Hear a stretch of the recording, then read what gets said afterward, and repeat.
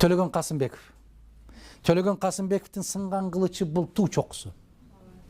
Төлөгөн Касымбековдун келкели. Төлөгөн Касымбековдун баягы чапкын, кыргын, баскын жыйнактары.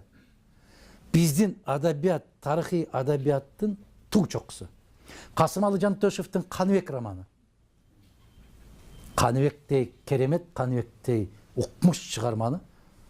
Мен нукура кыргыз тилинде экиле китепти билем мен. Нукура кыргыз тилинде жазылган, нукура байлык, адаби байлыгыбызда жазылган экиле китеп бар. Бул ошол Каныбек романы Жантөшевдин, экинчиси ошо сынган кылыч, анан келкел. Окуп көрсөңөр. Дүйнө рахат, азык. Түгөлбай Сыдыкбековдун чыгармаларын окуп көргүлө. Дүйнө азык.